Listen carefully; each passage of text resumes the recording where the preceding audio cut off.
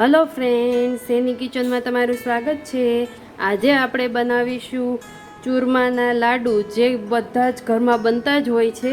आपणे परंपरागत रीते गुजराती स्टाइल थी आपणे आ लाडू आजे बनावीशुं, जे कोई पण उत्सवमां प्रसादी तरीके तमे धरावी शको छो।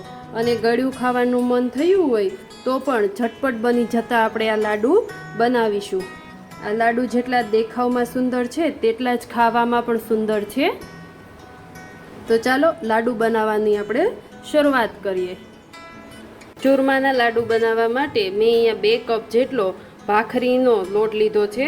जे आ थोड़ो दरदरो लोट आवे छे एवो ज लोट आपणे लेवानो छे, जे कोई पण करियाणानी दुकाने आपणने सरळताथी मळी रही छे।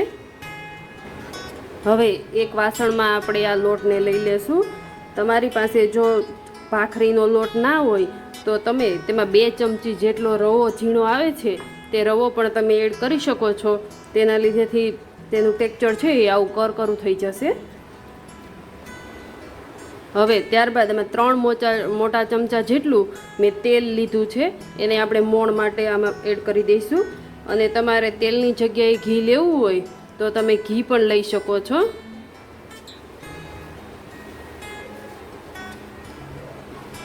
તમે જોઈ શકો છો આપણું જે તેલનું મોણ છે એ લોટના એક એક કણમાં સરસ રીતે અપાઈ ગયું છે। અને આવી રીતે જો મુઠ્ઠી પાડવાથી બંધાઈ જતી હોય તો આપણા તેલનું મોણ છે એકદમ સરસ રીતે લોટમાં આવી ગયું છે। હવે આપણે તેમાં થોડું 9 શેકું જેટલું ગરમ પાણી એડ કરી દેશું।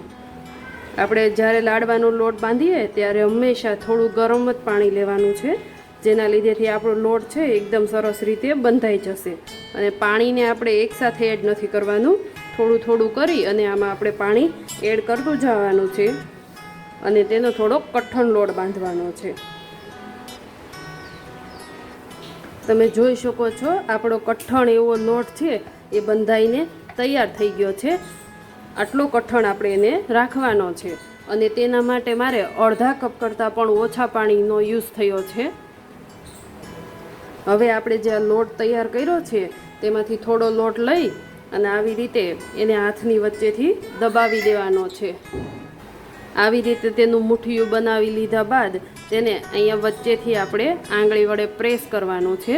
તેના લીધેથી જ્યારે આપણે તળશું ત્યારે એકદમ સરસ રીતે આપણું મુઠ્ઠિયું છે એ તળાઈ જશે। અને હવે બીજા બાકીના બધા મુઠ્ઠિયા પણ આપણે આવી જ રીતે તૈયાર કરી લેશું। હવે આપણા મુઠિયા છે એ બધા વળાઈ અને રેડી થઈ ગયા છે। હવે આપણે તેને તળી લઈશું। હવે તેલ છે એને મેં પહેલેથી જ ગરમ કરવા માટે મૂકી દીધું હતું। તેલ આપણું ગરમ થઈ ગયું છે એટલે હવે આપણે એક એક કરી અને એમાં મુઠિયા એડ કરી દઈશું। અને ખાસ વાતનું એ ધ્યાન રાખવાનું છે કે આપણે જ્યારે મુઠિયા તળીએ છીએ ત્યારે ગેસની ફ્લેમ છે એ મીડિયમ રાખવાની છે। જો ફૂલ ગેસે આપણે તળશું તો મુઠિયા છે બહારથી લાલ તો થઈ જશે પર અંદરથી છે એ કાચા રહેશે, એટલે આપણે મીડિયમ ગેસ પર આપણે તળવાનું છે। હવે મુઠિયાને આપણે ફેરવવાની ઉતાવળ કરવાની નથી, એને તેની જાતે જ ઉપર આવવા દેવાના છે। ત્યારબાદ આપણે તેને ફેરવી લઈશું। મુઠિયા છે આપણે તેને આછા ગુલાબી રંગના તળાય ત્યાં સુધી તળવાના છે।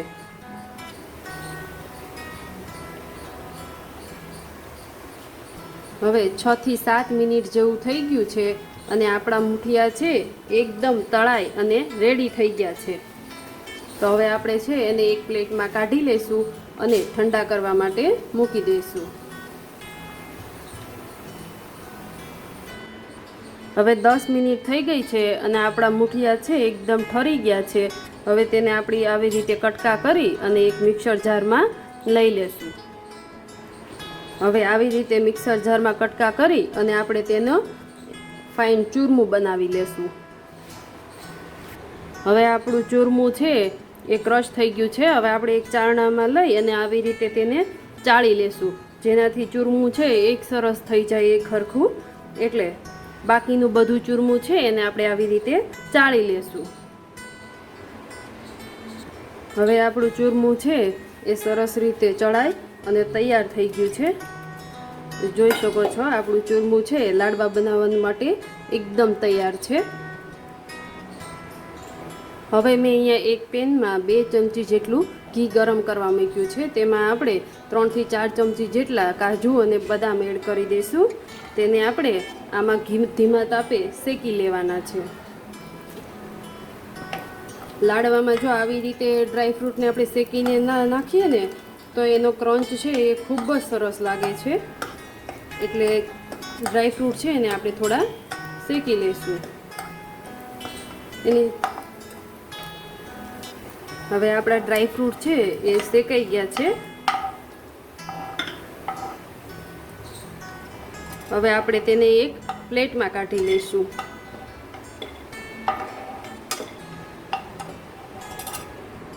હવે આ ડ્રાયફ્રૂટને આપણે આ ચૂરમામાં એડ કરી દઈશું. હવે આપણે જે પેનમાં ડ્રાયફ્રૂટ શેક્યા હતા તેમાં 1 ટેબલ સ્પૂન જેટલું ઘી વધ્યું છે, તો આપણે તેમાં 1 કપ જેટલો ગોળ એડ કરી દઈશું. આપણે 2 કપ લોટ લીધો તો તેની સામે આ 1 કપ ગોળ છે એ પરફેક્ટ માપ છે. પરંતુ જો તમારે વધારે ગળ્યું કે ઓછું કરવું હોય તો તમે તમારા ટેસ્ટ પ્રમાણે એનું માપ વધારે કે ઓછું કરી શકો છો.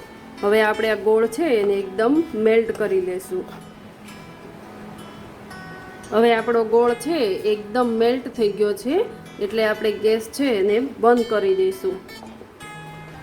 હવે આપણે આ ગોળને આ ચૂરમાની અંદર એડ કરી દઈશું.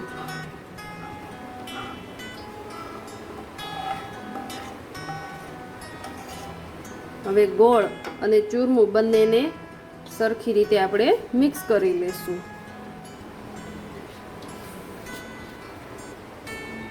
હવે આપણે ગોળ અને ચૂરમું છે એકદમ સારી રીતે મિક્સ થઈ ગયું છે. હવે ત્યારબાદ મેં અડધા કપ જેટલું આ ઘી લીધું છે, તેને આપણે એક પેનમાં એડ કરી દઈશું.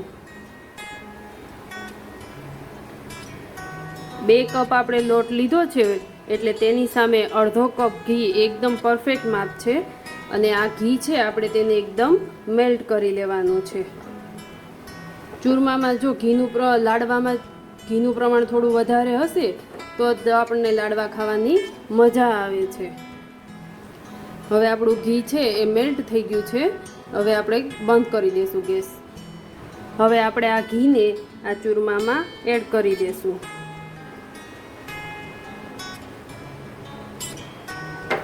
અને ત્યારબાદ આપણે તેને સરખી રીતે મિક્સ કરી લઈશું.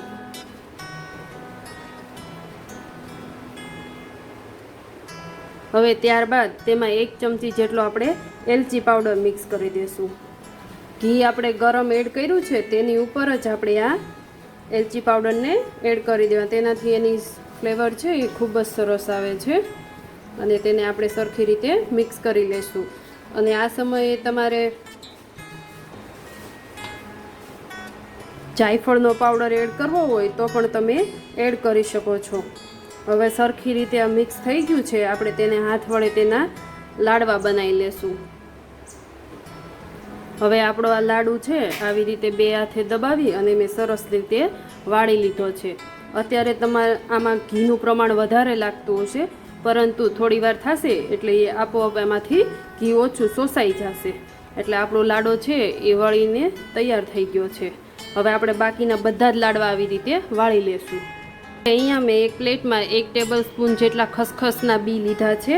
હવે આપણે જે લાડુ બનાવ્યો હતો અગાઉ એને આપણે આમાં આવી રીતે રાઉન્ડ ફેરવી લેશું અને ફરતી રીતે ચોંટાડીને તૈયાર કરી લેશું.